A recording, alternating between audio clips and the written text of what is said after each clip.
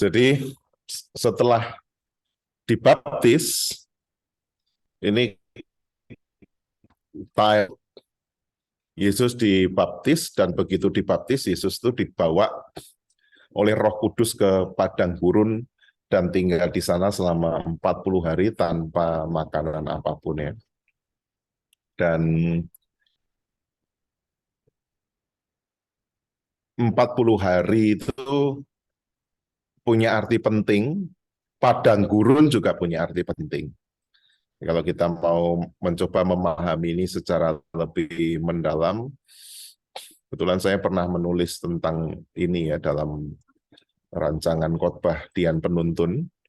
Itu saya menuliskan begini ya, bahwa padang gurun itu bukan hanya sebuah tempat fisik.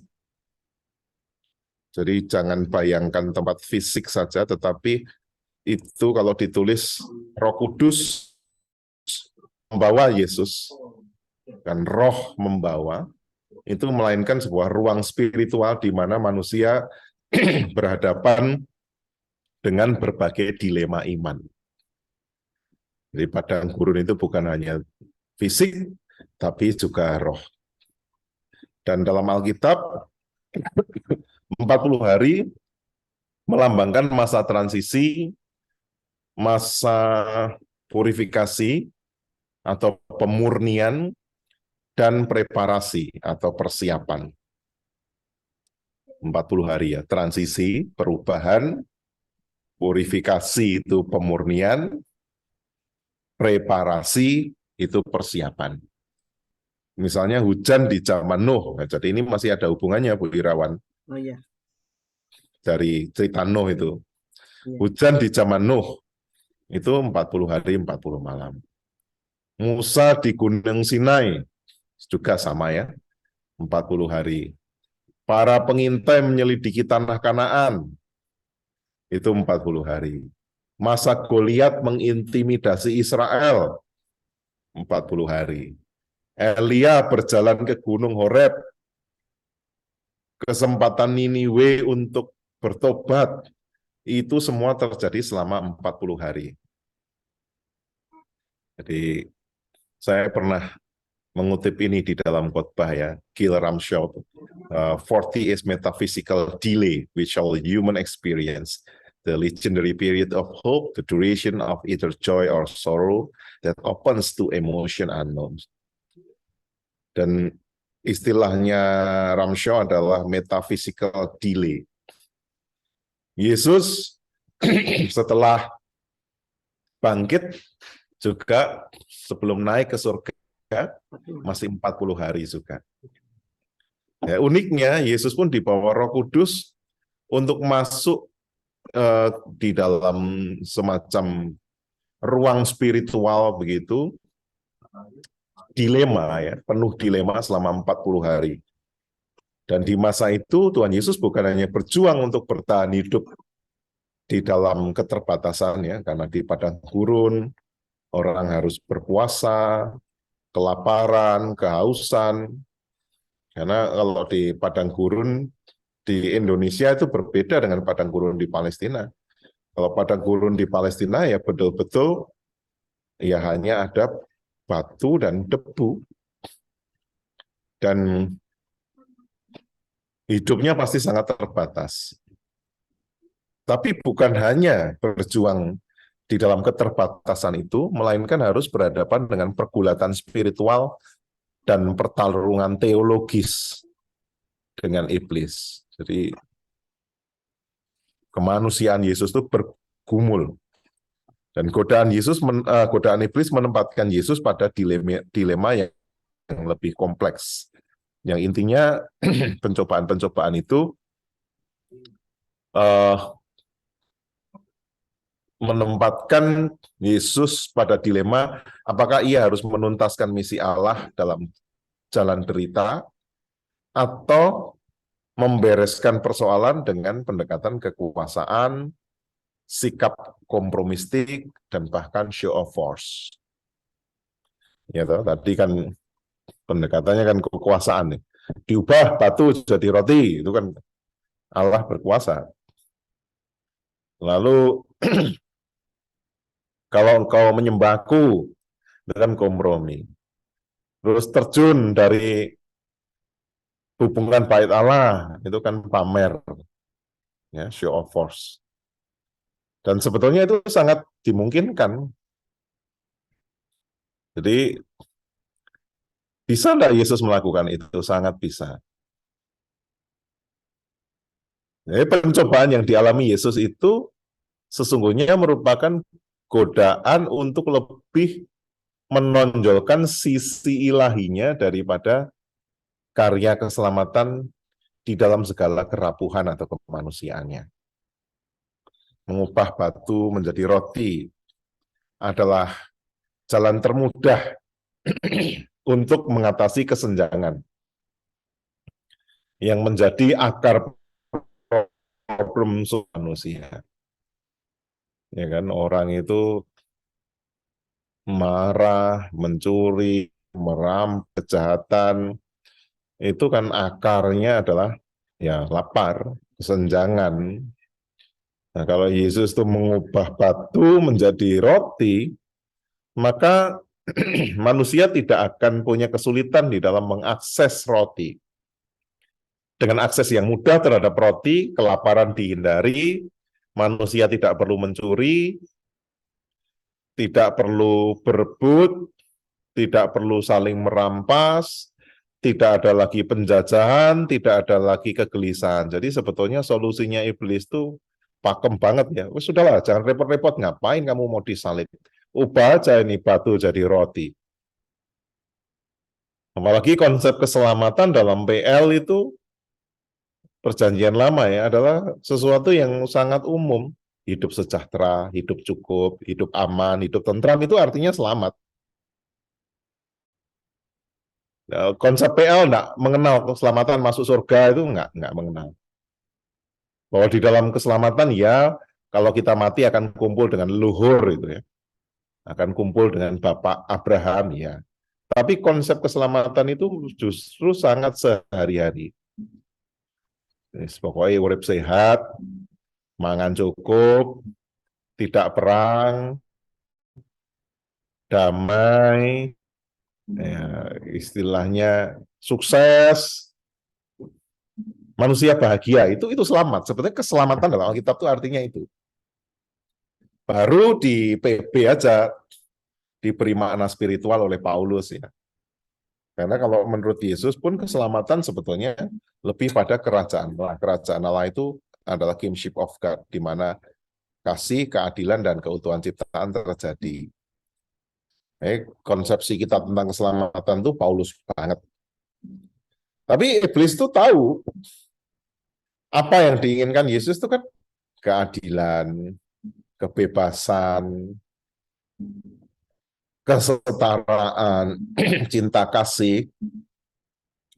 Gampang sus, iblis. Buat aja batu ini jadi roti. Maka manusia nggak akan mencuri, nggak akan berebut, nggak akan merampas, tidak lagi menjajah, dan tidak lagi gelisah. Namun Tuhan Yesus tahu ketersediaan pangan itu tidak berhubungan dengan kematangan peradaban. Ya kan buktinya Indonesia itu kan salah satu negara paling kaya di dunia. Persoalan di bangsa kita bahkan lebih parah daripada negara yang misalnya 90% wilayahnya Iceland gitu ya. Islandia itu jauh lebih bagus, indeks pendidikan, tingkat korupsinya lebih rendah, stabilitas ekonominya lebih bagus, sumber daya manusia, indeks kebahagiaannya menang segala-galanya dibanding Indonesia yang segala sesuatunya melimpah loh.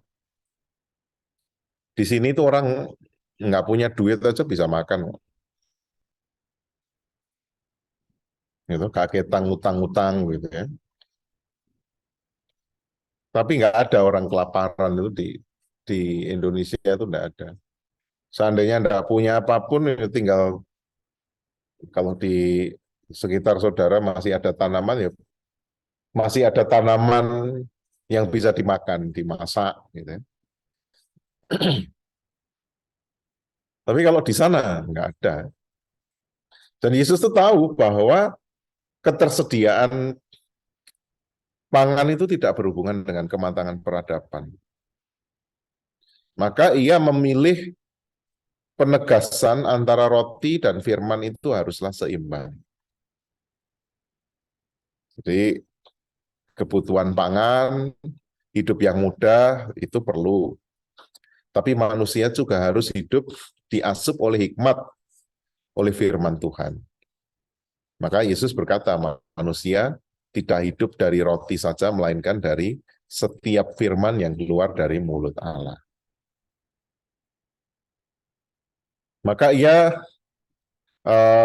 jalan salib memang tidak mudah dan tidak murah, namun menjadikan kasih Allah itu lebih berharga serta bermakna dibandingkan roti gratis yang melimpah dan terinjak-injak.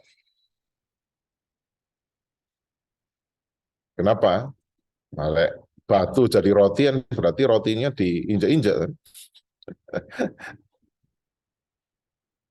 Oh, manusia jadi malas, tidak perlu bekerja, dan seluruh peradaban jadi rusak loh. Bayangkan kalau manusia tidak usah bekerja bisa makan. Mentalitas macam apa yang akan muncul dalam peradaban manusia? Jadi seolah-olah iblis itu memberikan gagasan yang masuk akal, mudah, simple, tapi kemudian kalau itu dituruti, itu daya rusaknya luar biasa.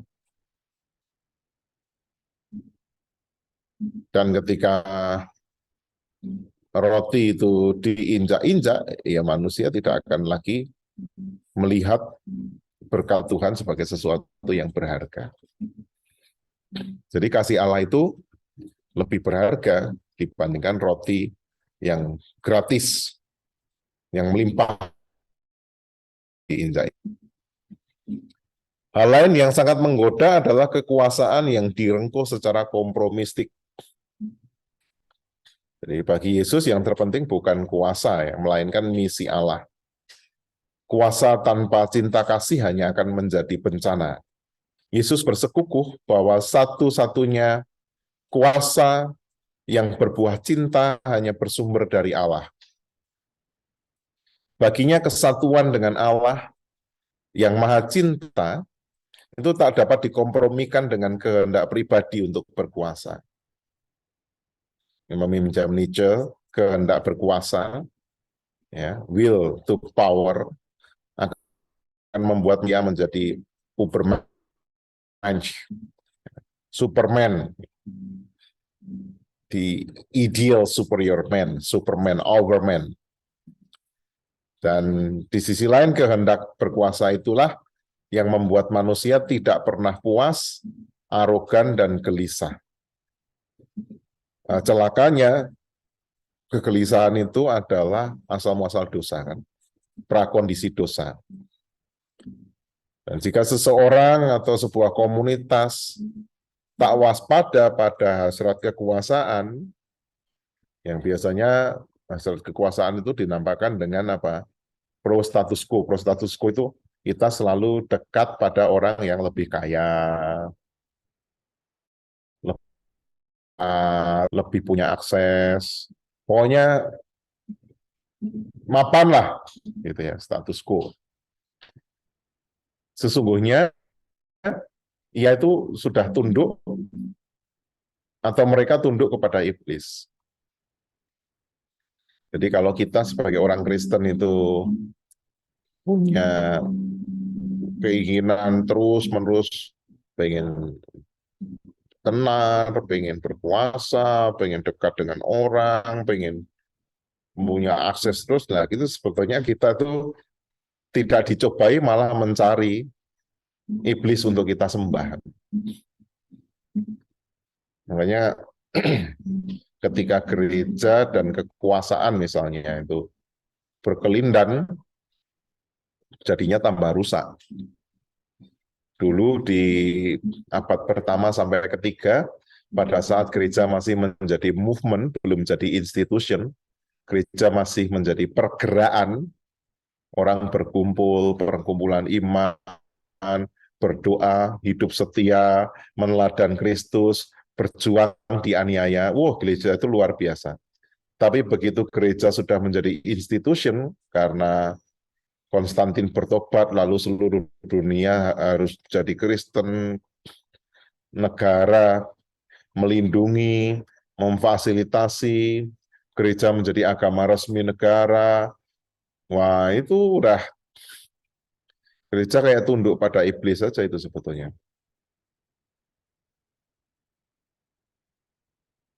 Bahwa antara gereja dan negara tidak harus bermusuhan, tapi tidak boleh bersatu. Ya, tidak boleh jadi gereja negara begitu. Makanya kita tidak seasas misalnya dengan gereja Anglikan gitu. Di Inggris itu karena apa? Anglikan itu pemimpin gereja adalah juga harus pemimpin negara. Dan Yesus tahu persis tentang itu. Sehingga ia mampu melampaui dilema kekuasaan dan memilih jalan pelayanan dan pengorbanan yang justru membawa semesta pada keutamaan. Ya, jadi itu dibalik, ayo kamu aku, artinya adalah lebih baik aku melayani dan berkorban daripada aku kompromi dengan kekuasaan, dan itu akan merusak tujuan Allah di dalam kehidupanku, tidak akan tercapai. Selain kemudahan dan kekuatan, keinginan untuk menguji dan perlindungan Allah. Jadi dalam kehidupan sehari-hari kan kita gitu ya, pengen tahu Tuhan itu ada atau enggak, Tuhan itu berkuasa atau tidak. Tantangan untuk menjatuhkan dari bait Allah bisa mengaduk dimensi harga diri, aspek dignity-nya Yesus, dan menantang pembuktian iman. Harga dirinya disentil, ayo buktikan imanmu gitu. Tak memenuhi permintaan itu berarti sangat pengecut dan kehilangan muka, namun melakukannya sama dengan mencobai Allah sendiri. Salah satu pertanyaan iman yang membayangi umat beriman, saudara dan saya, adalah apakah benar aku ini dikasihi? Sampai kapan Allah memelihara?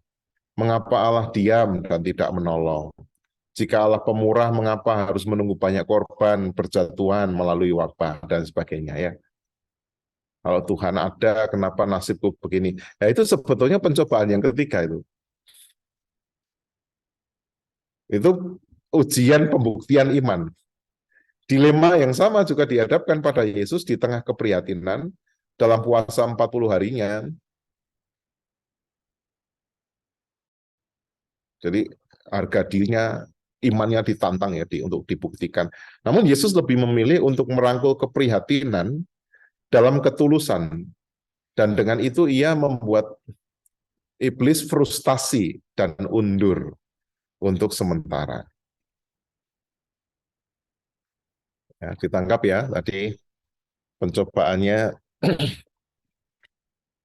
pencobaan Yesus itu kaitannya dengan kemudahan, popularitas, atau kekuasaan, dan menguji kasih dan perlindungan. Siapa yang sekarang ini nggak berhadapan dengan kemudahan, yang nggak tergoda dengan kekuasaan, dan uh,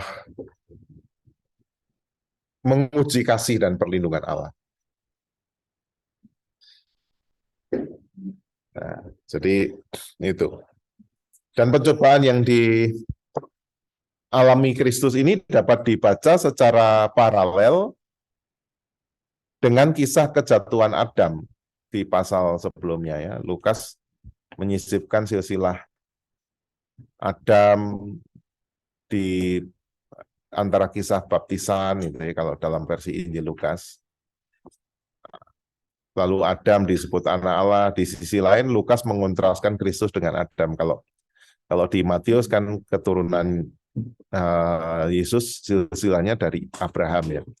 Jadi teks ini sangat bagus kalau dibaca dalam perspektif Lukas.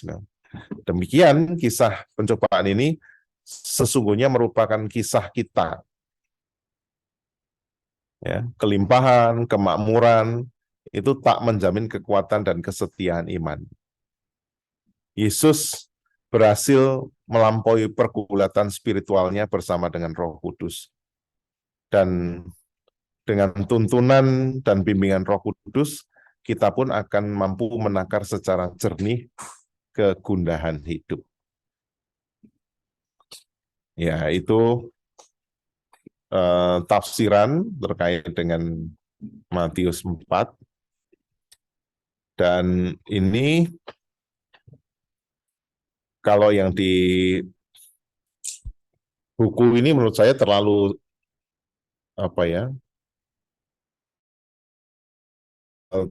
pengertiannya. Ya, dibujuk Tuhan, dibujuk tidak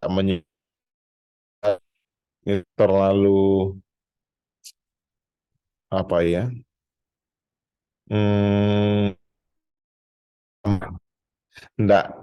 enggak sesederhana itu. Dan saya kira anak-anak seminggu kita harus dibawa untuk lebih pinter daripada kita dan sekolah minggu kita zaman dulu lah. Karena guru-guru sekolah minggunya harus lebih mendalam ya. Dan saya kira pertanyaan reflektif, apakah aku mendengar firman, aku percaya dengan sembah dengan Tuhan dengan benar, itu normatif banget dan klise banget. Ya, makanya kalau di materi ini kali ini menurut saya sangat menyarankan yang bercerita betul-betul memperhatikan persiapan hari ini, jangan lihat dari buku ya. Karena kalau saudara-saudara nanti waktu cerita baca dari buku ya cerita saudara yang ngono-ngono meneh gitu. Nah, ayat hafalannya 1 Petrus 1 ayat 14a. Jadi bisa ditangkap ya, satu, padang gurun itu adalah ruang pergumulan spiritual. Yang kedua, 40 hari itu adalah ruang transisi, ruang purifikasi, ruang preparasi. Lalu yang dicobai itu adalah kemudahan, kekuasaan, lalu ingin menguji kasih Allah. Saya kira pencobaan-pencobaan itulah yang Bapak, Ibu, dan saudara alami. Bukan nggak mendengar firman, bukan nggak percaya Tuhan. Ya semua baca, semua percaya pikiran dengan itu. Jadi bacaannya satu ayat 14a. Ya, itu untuk pelajaran 3. Nah, bagaimana menerapkan itu pada anak-anak? Ya, saya kira guru-guru sekolah minggu lebih ngerti lah, lebih tahu bagaimana penerapannya. Jadi, kalau saya akan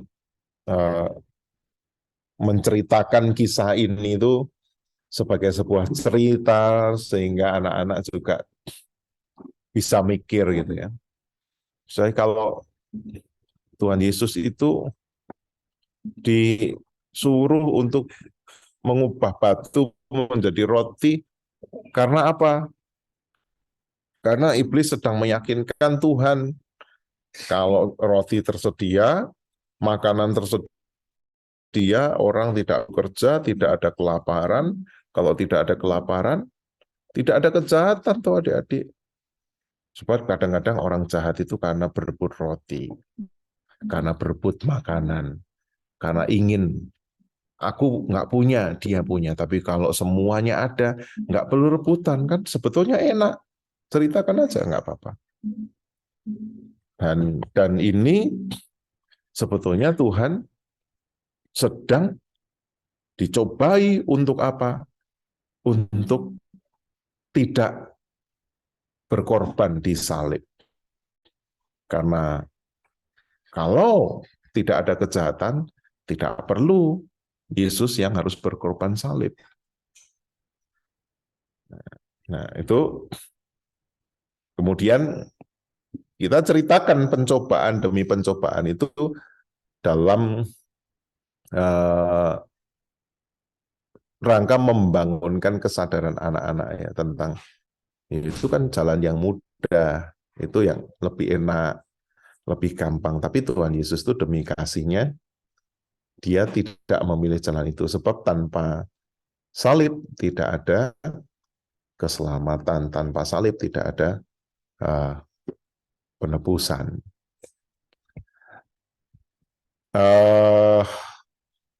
Untuk pelajaran 3 ada pertanyaan? Ya, saya ada, Pak.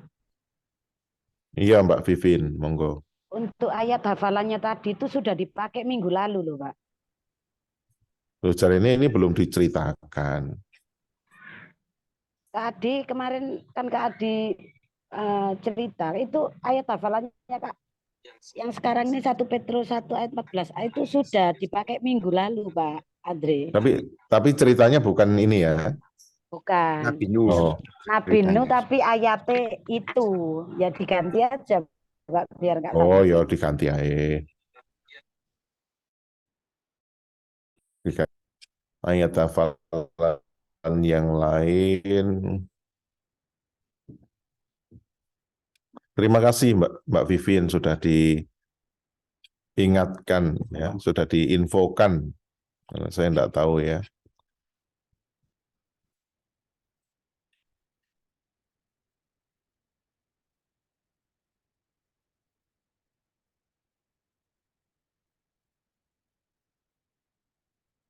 Kalau Mazmur 31 udah dipakai belum?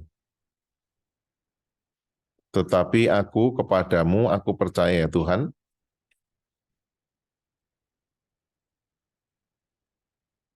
Atau lebih enak Amsal 3 ayat 5 ya. Amsal 3 ayat 5.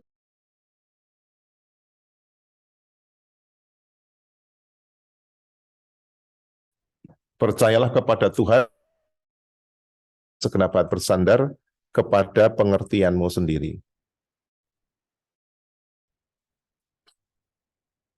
Besar kecil sama, Pak. Iya, dipadak nih ya. Itu kan ada lagunya ya, mungkin bisa kalau yang kecil diajari lagunya. Percayalah kepada Tuhan dengan segenap hatimu itu. Dan jangan bersandar kepada pengertianmu sendiri. Ya, gitu. Itu ada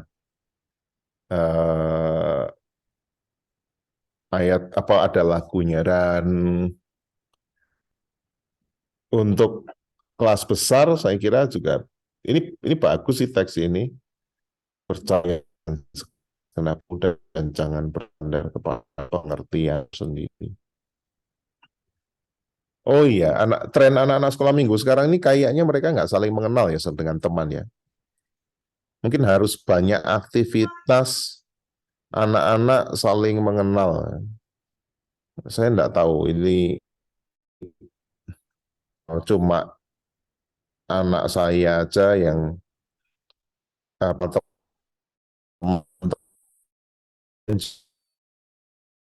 ya anaknya kan sangat apa ya detail ya. Anaknya Lalu saya tanya teman sekolah diam, Bang. iya Saya itu diem aja duduk. iya yang lain saling Kenal Pak, ya temen itu kok ada Joseph itu loh punya iya kan band. sekolah minggu yang sudah lama ya, maksudnya yang sudah lama ya pasti kenal ya. Tapi anak-anak yang baru itu anak-anak pandemi perlu dilatih supaya lebih punya kemampuan bersosialisasi ya. Ini berapa waktu tadi siang saya pas perkunjungan gitu ya, kan ada anggota jemaat yang sudah agak lama lah. Dia sepertinya jemaat baru tapi ya berapa kali tidak muncul. Saya tanya kok tidak muncul. Iya Pak, saya ini nunggu ditanyakan. Anakku juga nggak muncul ya nggak ada yang nanyakan guru sekolah minggunya. Nah saya mikir jangan-jangan keberadaan anak-anak yang baru ini tidak disadari gitu. Ya, evaluasi lah buat kita, banyak-banyaklah dalam penerapan lebih pada kasih menyebut nama, sehingga guru-guru sekolah minggu juga sangat hafal dengan nama muridnya satu persatu gitu ya. Tapi masih ada absen apa itu ada ya? Ada, Pak. Ada ya. Ada Kalau absen, anak tapi baru yang dan segala macam ada absennya ya. Ya, absen. Pak, yang kurang ini gurunya, Pak. Yang baru-baru Ya, bagaimana? gurunya yang kurang, Pak. Yang kurang ini gurunya. Oh, Kan kita ini hanya 2 kelas, Pak. Dipisah 2 kelas. Untuk yang kelas siang ya, kebetulan saya di kelas siang.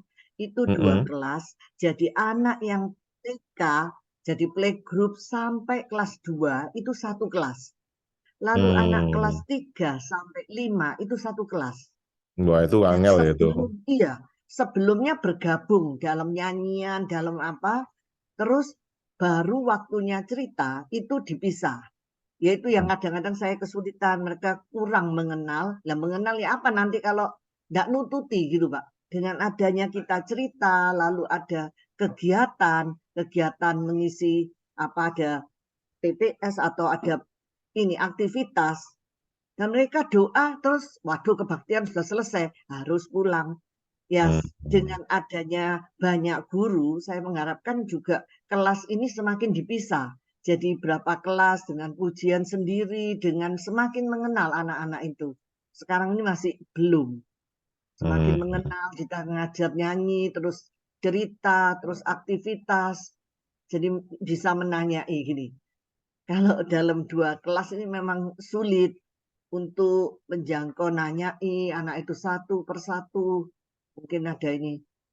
Jadi yang mudah-mudahan saya bilang Mbak Adi, kita bulan Maret itu kita bisa dengan adanya guru-guru juga dibagi lalu kelasnya Pak.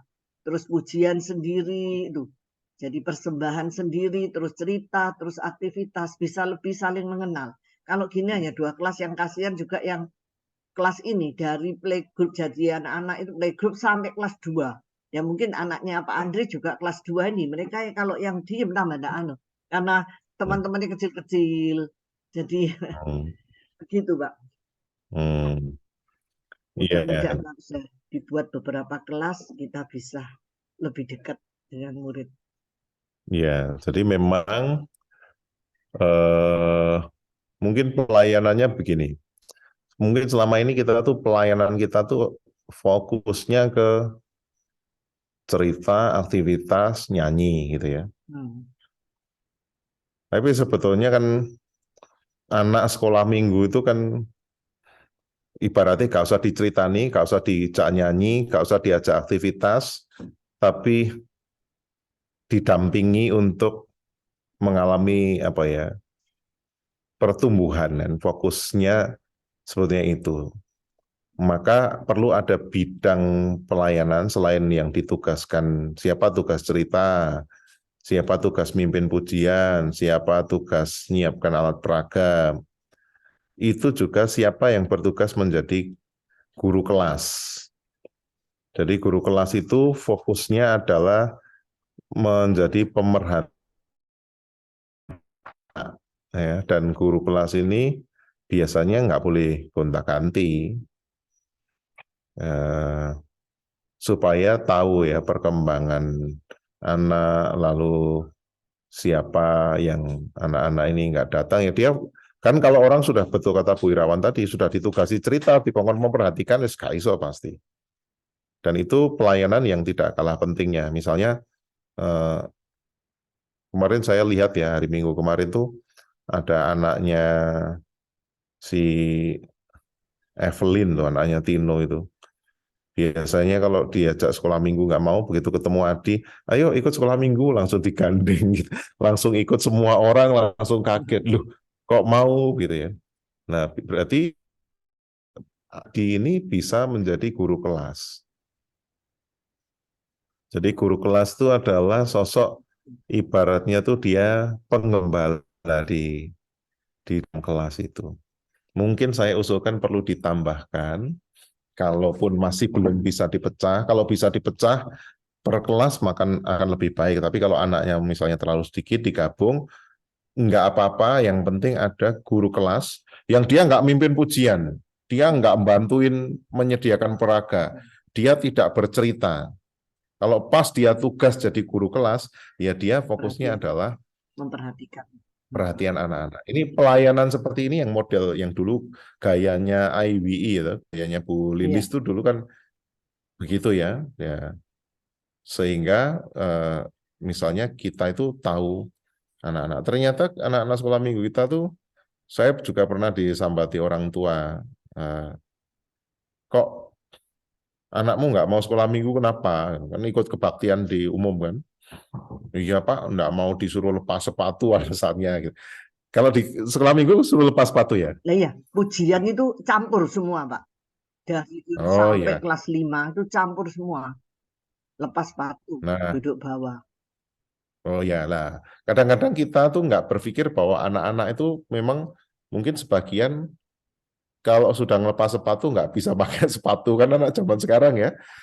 Harusnya kan kalau TK gitu sudah bisa pakai sepatu sendiri, tapi anak-anak zaman sekarang itu banyak yang mereka nggak bisa pakai sepatu yang begitu-begitu ya. Nah, mungkin perlu misalnya di sekolah minggu sebelum ada aktivitas itu, misalnya guru kelas membuat program latihan melepas dan memakai sepatu, hal-hal yang seperti itu. Nah, itu kan aktivitas anak-anak yang kecil banget. Beberapa itu saya, iya anak apa? Suruh lepas sepatu. Saya nggak ke, iya ya, simple banget. Dan itu pasti si anak itu, misalnya dia kalau di rumah bilang di sepatoni dan tiba-tiba ketika sekolah minggu kan harus ditinggal kan. Ketika ditinggal suruh lepas sepatu, baliknya si anak ini mungkin begitu-begitu tentu dan pasti anak zaman sekarang ini anak pandemi itu kan unik-unik yang perlu apa diperhatikan bagian dalam pelayanan sekolah minggu itu. Jadi nanti Adi kalau jadwal cerita, pemimpin puji, siapa menyiapkan alat peraga, siapa menjadi pendamping kelas, tugas pendamping kelas apa misalnya. Sekarang masih sulit, Pak. Nanti kalau sebelumnya pandemi memang ya kita lebih akrab, lebih yang ini ngumpul lo murid ya sukar, ngumpul lo guru ya sukar gitu, Pak. Iya, iya. Dan itu kayak sebuah lingkaran setelah pandemi, muridnya yang ke sekolah minggu sedikit, gitu ya. Sehingga kita menerapkan sekolah minggu kelas bersama. Tapi di sisi lain, ketika muridnya sudah sekolah minggu, karena modelnya kelas bersama itu mereka nggak nyaman, minggu depannya mereka nggak mau sekolah minggu. Jadi kayak menjadi sebuah lingkaran persoalan ya. Kita hadapi dengan tabah lah. Pak Andri boleh usul Pak Andri. Boleh.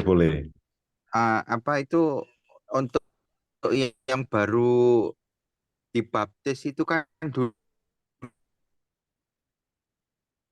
ada nah gitu. Sekarang kok nggak ada ya Pak. Mungkin itu bisa membantu kalau ada yang mau pelayanan di GSM gitu Pak. Sejak katekisasinya online, yang baptis CD itu setelah ya itu kan dulu kan yang pertama, angkatan pertama itu kan kelas katekisasi saya zaman itu kan angkatannya Prisil, Andreas, termasuk Brigel dan segala macam tuh kan. Kalau dulu katekisasi itu saya tugasi untuk magang di badan-badan pelayanan. Termasuk, Maaf putus-putus, Pak. apakah suara saya terdengar di tempat lain dengan jelas atau putus-putus? Jelas saya. Jelas. Oh, Saya itu jelas, Pak. sinyal Mudi, karena Iya. tadi waktu kamu ngomong juga Adi yang agak putus-putus. putus-putus. Jadi itu dulu sebetulnya bukan yang baru dibaptis, tapi itu dulu saya kalau di kelas katekisasi itu 3 bulan sebelum baptis mereka saya suruh magang pelayanan. Tapi sejak masa pandemi kita tidak ada program magang pelayanan itu. Ya coba ini kelas katekisasi yang sekarang coba nanti saya atur untuk bisa magang pelayan. Kenapa? Karena saya nggak minta mereka magang karena kelas katekisasinya online ya. Jadi saya tidak tahu orang ini seperti apa. Kalau onsite itu kan saya ketemu tiap minggu tuh tahu orang ini misalnya dia milih di komisi anak dan segala macam tuh waktu itu saya mengarahkan. Tapi kalau online bahkan saya pun ya nggak tahu anggota jemaat yang mau dibaptis nih tipenya seperti apa, apalagi kalau katekisasi kan podo off cam gitu ya. Mungkin nanti waktu baptis saya tiba-tiba kaget loh, ternyata kita semua dibaptis. Mungkin gitu. Nah ini fenomena gimana? Mereka rata-rata SMP ya? Rata-rata udah SMA, kuliah gitu. Ada ya SMP ada. Tapi tetap bisa dipersiapkan. Zamannya Brigel, Andreas, Prisil gitu. Itu kan lulusan katekisasi termasuk pada saat itu Mbak Vivin, bareng Mbak Nini itu kan lulusan katekisasi semua itu. Ya. Iya, itu. Iya, Pak. Saya setuju, Pak, kalau ada magang itu, Pak. Karena Ya. saya dulu itu tidak berminat untuk mengikuti pelayanan itu. Tapi puji Tuhan, Pak Trijoko itu mengarahkan. Dicoba, Bu, dicoba. Nah, setelah saya coba, betul, cocok, enak. Nah, iya sama kayak Hartman, Maya itu semua kan lulusan katekisasi itu. Bukan, Jadi, Pak. Atman sama Maya bukan. loh, itu dari kelas sebelumnya, Mbak. Hatman sama Maya itu gara-gara cari itu loh, murid untuk praktek giginya. Terus jadi ikut pelayanan. Ya, tapi dia katekisasi juga gitu. Frigel apa itu kan mulai ngajar sekolah minggu ketika katekisasi atau ya nanti cobalah diatur. Ya kita mungkin saya beri waktu nanti untuk Adi atau salah satu dari utusan guru sekolah minggu untuk presentasi lah di kelas. Kelasnya sejauh ini masih Zoom. Oke ya, kita masuk ke pelajaran kelima ya, selanjutnya ya. Pak, kalau boleh Bu Hera sama saya izin rapat majelis, Pak. Ini Oh soalnya ya, untuk itu ya bendahara soalnya itu koordinasi tentang uang-uang ini, Pak. program. Betul, Ya, betul. terima kasih, Pak. Silakan Adi dan Bu Hera.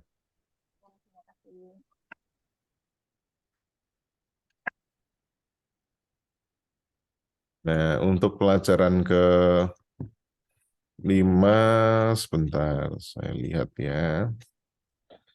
Kalau 4 kan Yesus memanggil, yang kelima Markus 1:35 sampai 39. Siapa yang cerita ini untuk minggu kelima?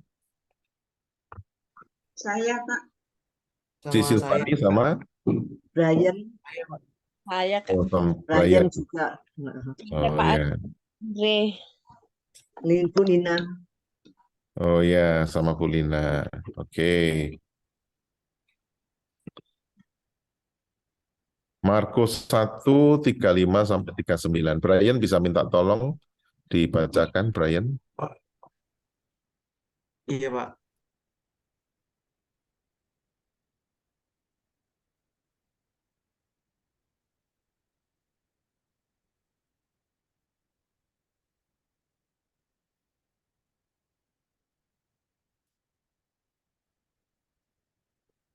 Markus 1 ayat 35 sampai 39, betul ya? Betul. Ya. Yesus mengajar di kota-kota lain. Pagi-pagi benar, waktu hari masih gelap, ia bangun dan pergi keluar. Ia pergi ke tempat yang sunyi dan berdoa di sana. Tetapi Simon dan kawan-kawannya menyusul dia. Waktu menemukan dia, mereka berkata, "Semua orang mencari engkau," jawabnya. "Marilah kita pergi ke tempat lain, ke kota-kota yang berdekatan, supaya di sana juga aku memberitakan Injil. Karena untuk itu aku telah datang." Lalu pergilah ia ke seluruh Galilea dan memberitakan Injil dalam rumah-rumah ibadat mereka dan mengusir setan-setan. Ya, terima kasih Brian. Nah, yang di bagian kelima ini penjelasannya sudah bagus ya, artinya bahan yang dari Suluh Sekolah Minggu bagus. Prinsipnya begini, kisah ini tuh ditulis untuk menunjukkan bahwa karya pemberitaan Injil itu adalah karya atau pekerjaan yang tidak dapat ditunda. Jadi baik Injil Matius, Markus, maupun Lukas itu menekankan pentingnya pemberitaan Injil Tuhan Yesus Kristus. Dan kisah yang sama ini ada di Lukas. Ya, kalau di versinya Lukas itu kan orang begitu mencintai Yesus, lalu Yesus ditahan, dia punya banyak pengagum, tapi Yesus justru meninggalkan para pengagumnya itu karena apa? Untuk kepentingan Yesus harus memberitakan Injil. Ya, versinya Markus sama karena ini Lukas mengutip dari Markus sebetulnya. Jadi ketika pelayanan Yesus tersebar, orang banyak itu takjub terhadap Yesus, dan kemudian mereka menahan Yesus supaya tetap berada di sana. Yesus justru berpindah ke kota-kota yang lain untuk memberitakan Injil. Dan kalau di versi Lukas, katanya adalah untuk memberitakan Injil Kerajaan Allah. Ya, dalam Markus ini tulisannya, marilah kita pergi ke tempat lain, ke kota-kota yang berdekatan, supaya di sana juga aku memberitakan Injil. Karena untuk itulah aku telah datang. Jadi Yesus itu datang ke dunia untuk apa? Membawa kabar sukacita. Injil apa yang diberitakan oleh Yesus Kristus? Kabar sukacita apa yang diberitakan oleh Yesus Kristus? Kabar bahwa Allah menawarkan anugerah pengampunan dan pembebasan. Nah, kalau di buku ini tekanannya adalah Yesus berdoa. Tapi kalau di teksnya sesungguhnya bukan hanya Yesus berdoa, tapi kalau saudara-saudara membacanya, Yesus sedang berdoa, dicari, lalu pesan utamanya adalah mari kita pergi ke tempat lain. Jadi coba teman-teman perhatikan perikop ini ya. Ya. Karena orang Kristen tuh kadung kalau membaca Alkitab pikirannya ya paling ini tentang doa gitu. Sehingga ketika membaca itu sampai cerita ini Ika kan suka baca novel ya. Kalau kamu lihat misalnya di perikop ini gitu ya. Itu kan Yesus berdoa dicari murid-murid, lalu Yesus ngomong apa, itu kan sebetulnya menjadi fokusnya. Doa dan murid-murid mencari itu konteksnya gitu ya. Ya bisa saja kita memfokuskan pada, oh Tuhan Yesus pagi-pagi juga berdoa, tapi tidak boleh melupakan pesan yang ada pada ayat 38 dan 39. Ya, coba saudara-saudara perhatikan itu. Satu perikop itu tekanannya bukan mau cerita Yesus berdoa loh. Ada nggak teks yang menceritakan Yesus berdoa? Ada, tapi bukan di teks ini. Teks ini ceritanya adalah pagi-pagi murid-murid nyusul kenapa? Karena Yesus pagi-pagi sudah dicari orang. Ya, gitu. Loh, kok gak ada Yesus kemana ya? Dicari, oh ternyata Yesus sedang berdoa. Lalu murid-murid ngomong, guru, kok dicari orang-orang banyak. Ayo kita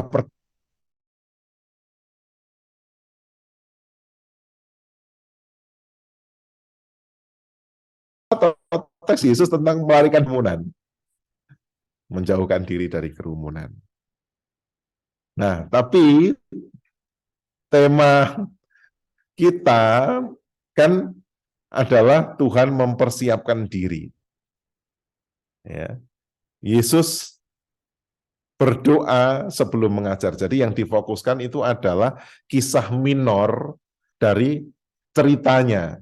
Jadi ini kayaknya tuh kayak angle tertentu, ibarat di sebuah ruangan itu ada sepeda, ada TV, ada vas, gambar besarnya adalah ini ruang keluarga, tapi kemudian disorot satu, oh di situ ada tempat sendok. Nah, jadi teman-teman mesti memahami perikop ini tentang Yesus itu menghindari orang banyak. Karena apa? Dia tidak punya waktu untuk nyervis atau menyenangkan orang. Hidupnya adalah untuk karya Injil. Itu harus teman-teman ceritakan. Nah, kenapa Yesus kok bisa, bagaimana Yesus itu bisa jauh dari popularitas, jauh bisa selamat dari keinginan untuk selalu dianggap penting, kan banyak orang itu kan kalau sudah dianggap penting, membuat orang lain tergantung, kita malah seneng ya. Tapi Tuhan itu enggak. Tuhan tuh enggak mau diandalkan dalam arti orang bergantung terus sama dia. Ini Tuhan Yesus loh ya. Dia tidak mencari popularitas karena orang-orang itu menempatkan Yesus sebagai sang penyembuh, sebagai sang pembuat mujizat. Sementara Yesus menghayati dirinya sebagai sang pewarta. Nah, apa yang membuat Yesus itu bisa seperti itu? Nah, baru kita menceritakan. Karena Yesus selalu punya waktu untuk mengambil waktu teduh, mengambil waktu menjauhkan diri dari keramaian, mengambil waktu untuk punya persekutuan pribadi dengan Tuhan. Karena di dalam kehidupan Kristen, saat ini doa pun kan sudah sangat hedonistik kan ya. Orang kalau doa harus rame-rame, orang berdoa harus di acara doa internasional gitu ya. Orang doa harus di acara yang gemerlap, sebelum doa harus antri dulu parkiran di mall. Kan kehidupan doa kita itu udah bergeser jauh ya. Kalau Yesus itu ketika berdoa dia menjauhkan diri dari keramaian. Orang sekarang kalau berdoa malah datang ke keramaian. Ya enggak? Harus ke tempat ramai dulu. Tuhan enggak. Bahwa Tuhan datang ke sinagog beribadah, ya, itu datang dalam persekutuan yang sifatnya komunitas. Tapi dalam kehidupan doa pribadi, Yesus selalu menyediakan diri. Berdoa itu artinya menarik diri dari segala keramaian. Nah, mungkin kita bisa merelevansikan siapa yang doanya hanya kalau di gereja aja. Nah, siapa yang kalau berdoa hanya kalau ada orang lain, kalau nggak ada orang lain nggak doa. Nah, itu sangat berlawanan dengan kebiasaan Tuhan Yesus. Tuhan Yesus tuh dia di gereja, di sinagog ya zaman dulu. Di sinagog dia beribadah, di bait Allah dia beribadah, tetapi di dalam waktu pribadi dia juga berdoa. Dia pergi ke tempat yang sunyi dan berdoa. Itulah yang membuat Yesus selalu bisa membebaskan diri dari jebakan ekspektasi orang. Jadi kalau dalam dunia psikologi itu ada istilah self-security. Self-security itu apa? Merasa kita itu aman lah. Orang yang insecure, merasa nggak aman itu selalu butuh legitimasi dari orang lain. Gitu. Jadi makin didukung orang, makin senang. Itu namanya insecure. Nah, kalau dia kemudian jadi guru, ya, maka dia akan mengukur kesenangannya dengan apakah murid-murid itu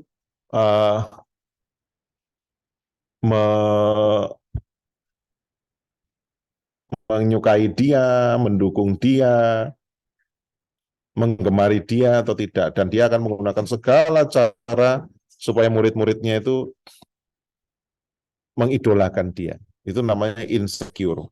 Kalau dia jadi pemimpin misalnya, jadi pendeta atau penatua, ya pokoknya ekspektasi, omongan, tuntutan jemaat itu nomor satu. Itu namanya insecure.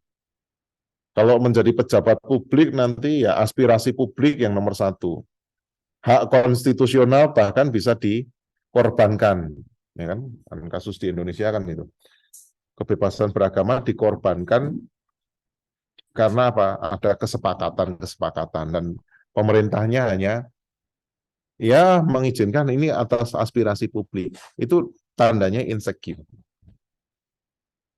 Orang itu makin insecure, makin menandakan dia nggak pernah berdoa secara pribadi. Selalu butuh orang lain. Nanti kalau bermedia sosial, segala sesuatunya diupload misalnya di medsos ya. Kalau banyak yang nge-love, banyak yang nge-like, dia akan membuat uploadan yang kurang lebih sama. Oh, berarti yang disukai orang itu konten seperti ini dan dia akan terus membuat konten itu. Itu tanda bahwa apa? Insecure. Nah, problem insecurity itu menjadi tanda bahwa kita itu kurang berdoa. Kita kurang menjauhkan diri dari keramaian dan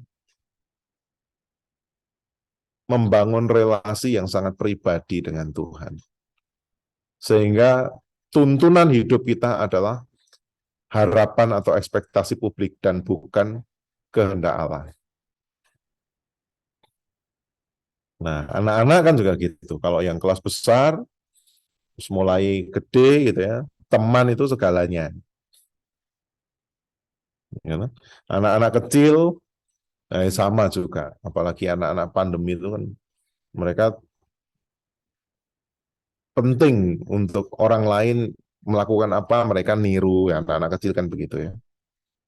Nah, kita perlu menekankan bahwa Yesus itu bisa memisahkan diri dari orang banyak itu untuk berdoa dan sehingga Yesus tidak menjadi orang yang selalu harus menuruti apa yang orang banyak lakukan. Wah, kalau teman-teman bisa bercerita seperti itu, nanti kita akan membentuk generasi yang mandiri. Generasi yang mampu menjadi anak-anak yang mampu melakukan hal-hal yang out of the box, yang anti-mainstream. Karena mereka punya kemandirian pilihan. Dan ternyata jalan untuk mencapai kemandirian itu adalah apa? Doa. Doa secara pribadi. Jadi soal doa, nafas hidup orang Kristen dan segala macam itu sudah ilustrasi kuno lah, nggak usah dipakai itu. Ilustrasi tahun 60-an itu. Itu kan hanya ilustrasi. Anak-anak lu eh, hanya slogan lah menurut saya, itu slogan kosong. Nafas hidup orang Kristen. Doa menentukan kemandirian dan kemantapan hidup orang Kristen ya. Dan di sini bagaimana? Nah, ini penting. Bagaimana kita berdoa? Kita seringkali lebih menekankan pada aspek-aspek yang sangat teknis. Kalau berdoa itu melipat tangan, menutup mata. Anak-anak kan nggak ngerti ya bagaimana caranya berdoa. Padahal yang sangat penting pada teks ini adalah Tuhan Yesus itu berdiam di dalam keheningan. Ketika kita berdoa, sesungguhnya kita itu bukan hanya berbicara, tapi kita mendengar. Jadi jangan cuma latihan lipat tangan, tutup mata, tapi anak-anak diajar untuk melipat tangan, tutup mata, lalu berdiam di dalam keheningan. Itu butuh latihan. Pasti mereka ketika aktivitas itu cekikian, ada yang buka, ada yang jalan-jalan. Nah, itu tadi fungsinya guru kelas kan begitu kan, menertibkan anak-anak.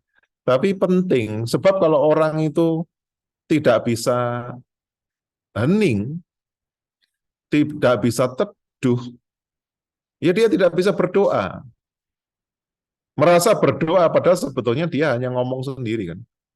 Sudah berdoa belum? Sudah, kapan? Tadi. Loh, mana? Iya, tadi aku sudah berdoa. Lipat tangan, tutup mata, lalu aku ngomong sama Tuhan. Tuhan, A, B, C, D, dan seterusnya. Lalu amin. Itu bukan berdoa loh. Tuhan, saya mau tidur, Tuhan aku bersyukur, Tuhan. Saudara yang ngomong terus, atau saya yang ngomong terus, habis itu amin. Itu kita merasa bahwa kita berdoa, padahal itu bukan doanya Tuhan Yesus kan. Berdoa itu harus didahului dengan diam, hening, hadir dalam present moment. Ya.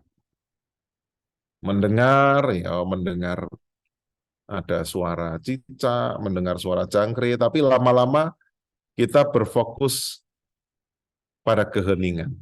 Nah, itu ada butuh latihan. Dan saya nggak yakin semua dari saudara-saudara menghidupi tipe doa seperti itu dalam kehidupan sehari-hari. Yang adalah begitu berdoa langsung ngomong. Ngomongnya selesai langsung amin. Saudara tidak pernah berdoa.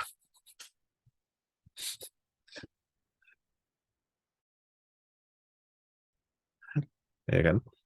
Yesus berdoa di dalam, kenapa kok selalu dikatakan ia mengambil tempat sepi? Karena Yesus butuh keheningan. Jadi kata hening itu menjadi aspek yang sangat penting di dalam doa. Jadi ajar anak-anak untuk hening selama 2 menit misalnya. Setelah hening 2 menit, baru dibimbing untuk berdoa. Dibimbing untuk berkata-kata, Tuhan Yesus, terima kasih.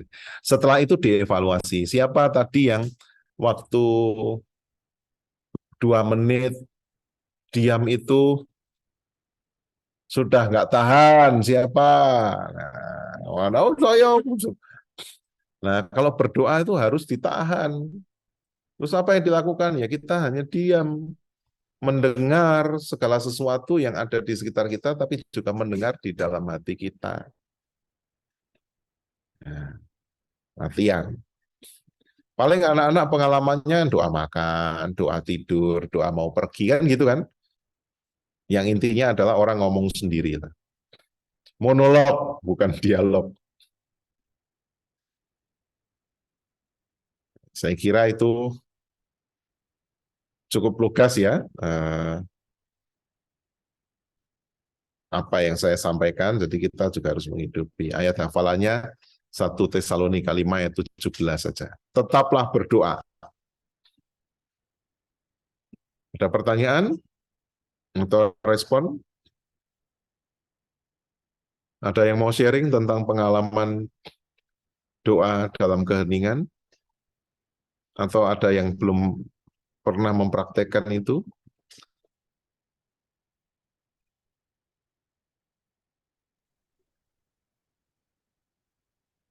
Dan ada ayat ya di dalam Alkitab ya tentang kamu salah berdoa itu. Ya. Kamu berdoa tetapi kamu tidak menerima apa-apa karena kamu salah berdoa. Yakobus 4 ayat 3.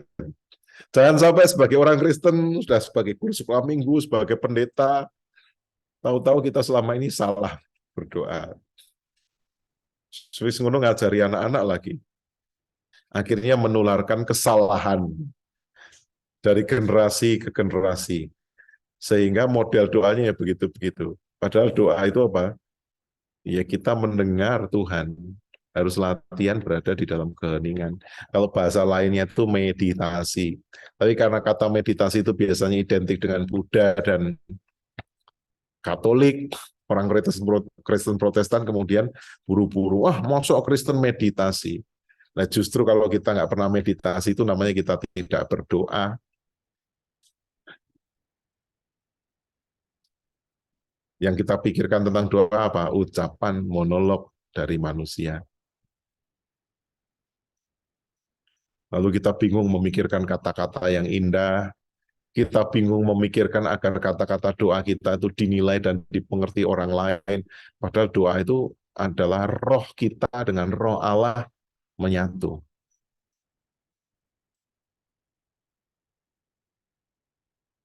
Kadang-kadang orang berdoa bukan berdoa tapi hanya mengungkapkan kepanikan jiwanya aja. Wah, aku doa terus Pak semalam suntuk.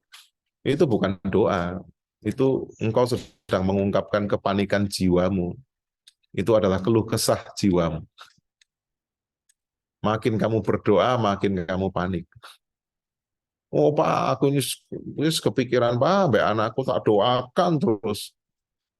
Itu bukan doa, itu kamu sedang mengeksplorasi ketakutanmu melalui hal yang diberi label spiritual.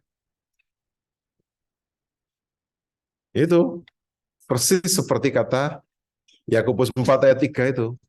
Kamu berdoa tapi kamu tidak menerima apa-apa karena kamu salah berdoa. Sebab yang kamu minta itu hendak kamu habiskan untuk memuaskan hawa nafsumu atau hanya untuk menuntaskan keinginanmu. Orang nggak bisa membedakan antara berdoa dan make a wish. Menyampaikan hasrat keinginan. Siapa yang mau sharing tentang kehidupan doanya?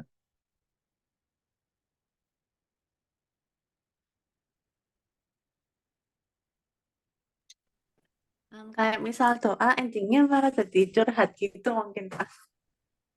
Sorry Sin, bisa diulangi? Doa yang ujungnya jadi macam curhat gitu. Pada prinsipnya boleh, apapun boleh. Doa itu seluruh isi hati dan pikiran kita sampaikan kepada Tuhan, ya boleh. Tapi tetap harus ada porsi di mana kita hanya diam, Sin. Pak, kalau diam pikiranku kemana-mana ya, makanya butuh latihan. Makanya doa itu kan praktik spiritual. Praktik itu berarti apa? Practice tuh. Kata praktek itu kan berarti praktis. Praktis itu apa sih? Latihan. Salah satu aktivitas orang beriman, orang beragama lah. Yang paling vital itu apa? Doa. Kenapa orang itu disuruh berdoa berulang-ulang? Karena banyak orang itu harus berlatih berdoa. Nah, salah satu latihan yang paling sulit di dalam berdoa adalah berdoa di dalam keheningan.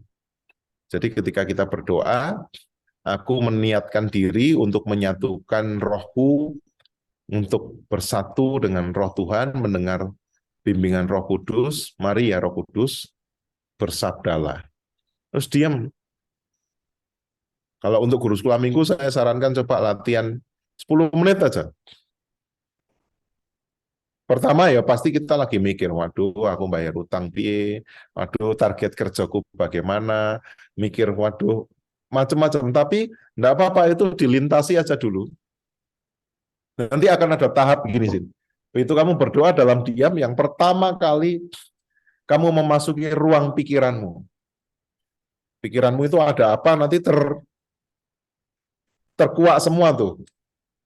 Kamu ibarat masuk ke sebuah ruangan dan kamu bisa melihat di pikiranmu itu ada apa. Makanya orang berdoa itu kesadarannya bagus. Mengapa? Sebab dia jadi sadar, oh ya aku mikir ini ya. Apa yang paling banyak melintas dalam keheninganmu itu sebenarnya itu ruang pikiranmu. Baik conscious maupun subconsciousmu. Tapi kalau kamu bersabar dengan niat untuk mendengar apa yang dikatakan roh, makanya kata kitab Wahyu itu kan berulang-ulang, dengarlah apa yang dikatakan roh. Kamu akan mulai mendengar sesuatu yang di luar dirimu. Orang macam-macam. Kalau saya biasanya dengar apa yang di luar dulu, baru dengar apa yang di dalam. Di luar tuh misalnya saya mendengar suara jangkrik, kalau di rumah saya ada suara gemericik air, saya mendengar suara burung, itu pertama merem pasti itu. Lalu kemudian ketika terus terpejam, mulai muncul nih ruang pikiran saya. Tapi terus kita berada di dalam ketenangan, tiba-tiba bisa muncul apa yang sama sekali tidak kita pikirkan. Ya. Dan kita nggak usah nunggu-nunggu, apa Tuhan, ngomong apa Tuhan? Nggak usah. Pokoknya itu praktek. Setelah kira-kira 10-15 menit, baru kita mau menyampaikan permohonan apa? Mengucap syukurkah? Curhatkah? Tuhan, aku ini hari ini begini. Atau yang paling enak itu sebenarnya pakai model Lectio Divina kan. Lectio Divina itu kan selalu berangkat dari Lectio atau membaca firman dengan bersuara, lalu meditasio itu merenungkan arti firman itu, kontemplasio itu artinya kita melihat di dalam keheningan, lalu kemudian kita orasio itu mengungkapkan keinginan doa kita, berkata-kata, dan misio itu berarti kita mengambil komitmen hari ini aku mau ngapain. Itu kalau dalam metode Lectio Divina itu menurut saya udah paling cocok untuk orang yang sedang praktek berdoa. Jadi kamu sebelum berdoa membaca firman dengan bersuara. Firman ini, 1 atau 2 ayat saja, kamu baca bersuara, seperti kamu sedang membacakan dirimu. Sebab ada perkataan, iman itu timbul dari pendengaran akan firman Allah. Setelah kamu membacakan firman pada dirimu, kamu merenungkan maknanya, lalu kamu diam aja. Menghubungkan firman itu dengan kehidupanmu, lalu mengoreksi kehidupanmu dengan firman itu, apa yang sedang kamu gumuli. Setelah itu kamu baru berdoa yang kaitannya dengan firman itu. Misalnya kalau bacaan firmannya tentang katakanlah kekhawatiran, ya kamu renungkan apa yang kamu khawatirkan, mengapa aku khawatir. Lalu kamu diam apa yang Tuhan kehendaki tentang ini. Lalu kamu berdoa menceritakan segala kekhawatiranmu kepada Tuhan, ketakutanmu, dan setelah itu kamu mengambil komitmen, misi, Tuhan hari ini terkait dengan kekhawatiran aku mau berkomitmen untuk apa? Misalnya aku mau belajar untuk lebih percaya, aku mau belajar untuk nothing tulus, aku mau belajar untuk berserah kepadamu. hari ini aku ketemu dosen, penguji skripsiku misalnya, aku mau belajar untuk tidak khawatir, tolong Tuhan. Kalau kamu mengembangkan praktek doa yang seperti itu, spiritualitasmu pasti akan bertumbuh.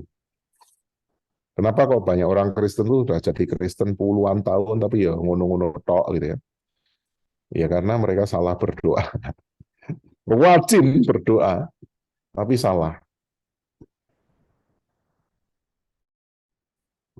Apakah itu dosa? Ya enggak. Apakah itu sesuatu yang sia-sia? Ya. Itu namanya kesia-siaan ritual.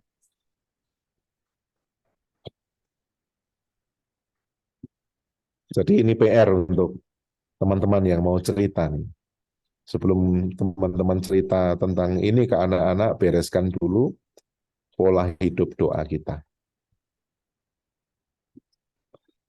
Oke. Jelas ya, Sin? Iya, udah jelas. Oke. Ada lagi? Cynthia bisa open kamera sebentar, Sin? Aku kok lupa wajahmu ya? Atau belum pernah ketemu kita?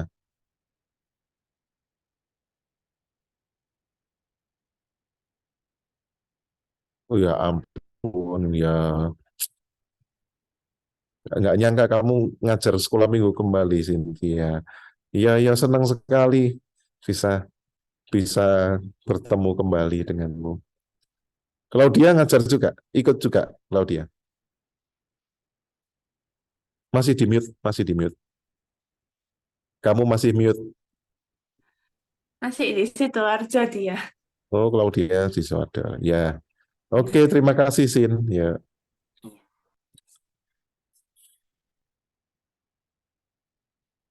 Apakah ada tanggapan lagi?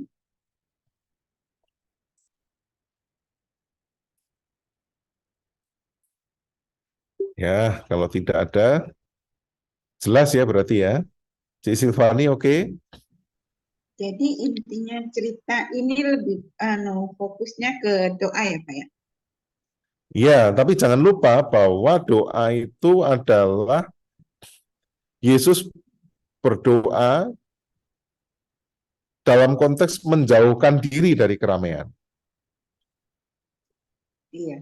Nah, jadi itu. Kalau di fokusnya itu di situ di cerita ini adalah tentang doa.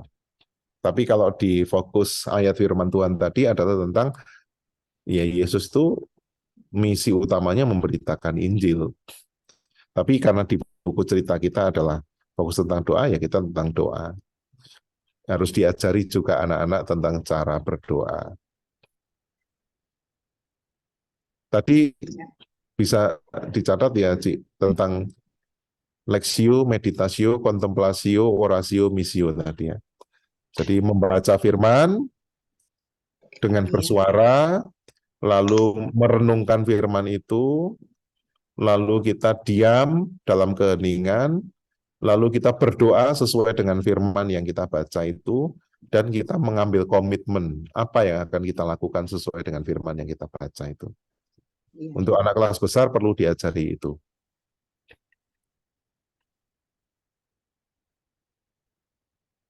Nah, kalau mereka sudah terlatih, ya pola doanya ya bisa bebas. Artinya dalam segala situasi langsung masuk dalam keheningan dan segala macam. Tadi metode itu hanya menolong orang untuk terbiasa tidak berdoa secara monolog. Intinya harus ditekankan doa itu nggak boleh kita tok yang ngomong, tapi harus belajar mendengar Tuhan. Bagaimana mendengar? Ya belajar berdiam dalam keheningan. Kalau nggak mendengar apa-apa, oleh karena itu doa disebut sebuah praktek. Praktek itu practice itu latihan, terus-menerus. Sampai kita mampu mengalami perjumpaan dengan Tuhan. Untuk anak-anak kecil itu? Nah, kalau anak-anak kecil, berdoanya adalah jangan hanya lipat tangan, tutup mata, langsung ngomong. Lipat tangan, tutup mata, lalu ajak diam dulu selama 1 atau 2 menit. Jadi setiap berdoa itu harus ada unsur diamnya. 1-2 menit, setelah itu baru dibimbing ya, bimbing kata-kata doanya, setelah itu dikasih tahu. Nah, anak-anak kalau berdoa, jangan langsung kita bicara, sebab apa?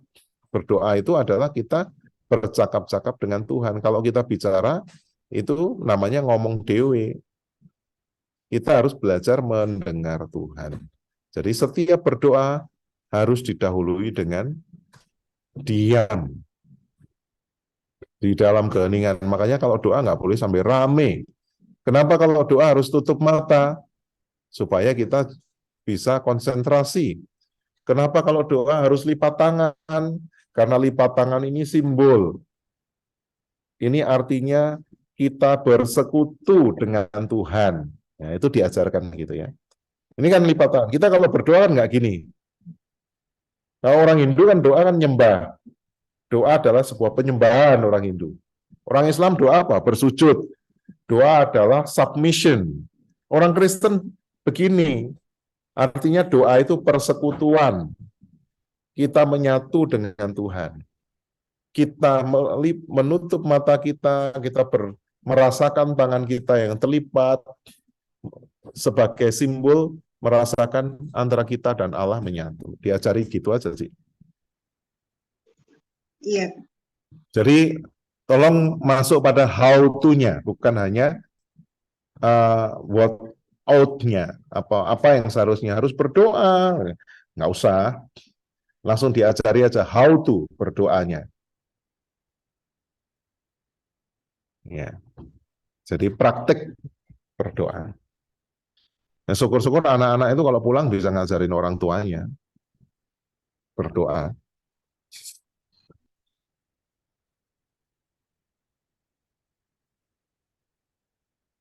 Ada lagi yang lain?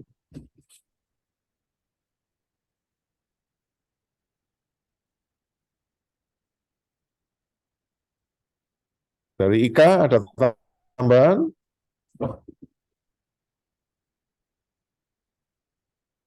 Bu Irawan ada tambahan? Kak Mega? Cukup, Pak. Oke. Si Meyen, Brigel, Mbak Vivin, Bu Lina, Brian, ada tambahan? Cukup, Pak. Aman. Ya, sudah, Oke. Pak. Baik, kalau gitu kita akan tutup di dalam doa. Saya mohon kesediaan Brigel untuk menutup dalam doa. Ya, Pak.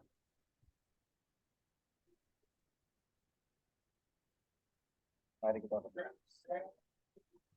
Dengan berdoa dan berdoa.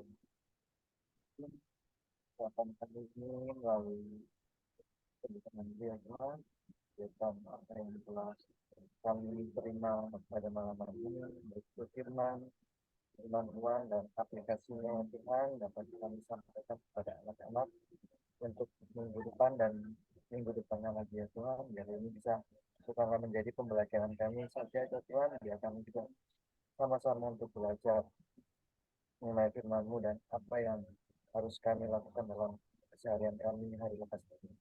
Terima kasih Tuhan Yesus, setelah kita mengingatkan untuk kembali beraktivitas lagi. Kiranya Engkau berkati setiap apa yang kami lakukan pada malam ini dan pada esok hari ya Tuhan. Dalam nama Yesus, kami berdoa dan mengucap syukur. Haleluya. Amin. Amin. Terima kasih, Brigel. Terima kasih kawan-kawan semua. Terima kasih Pak Andre. Ya, Tuhan memberkati. Saya mohon izin live ya.